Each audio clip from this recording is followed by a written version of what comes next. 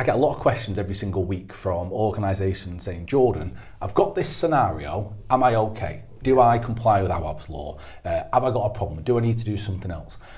And I always come back to the fundamentals, what Awaab's law is there for. It's there for the resident, the customer, the tenant. It's for the individual. So the very first question I tend to ask people is, where is the resident up to? Ignore your back office for a second.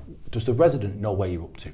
Do they know when you're going? Do they know what the fix is? Are they being kept informed of that piece of work that you're delivering it? Yes, great. You might have some issues with back office and how you collect data and how you record it. It is what it is. That needs to be fixed at some point, but fundamentally our law there is that customers and residents are not left in their properties with hazards that may affect their health, mental or physical as part of that.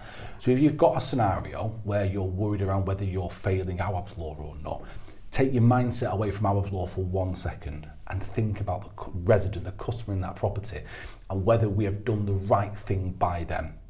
Because Awaab's law does have a number of caveats in there around kind of complex jobs and specialist contractors and stuff like that as well. If you're approaching these jobs with the mindset of how do I comply with Awaab's law for this one so nobody shouts at me or we don't get a disrepair case at the end of it, you're looking at it with the wrong lens. You need to be looking at it from a customer point of view. How do I make sure this customer remains safe? How do I make sure they are happy, they are not getting ill, etc.?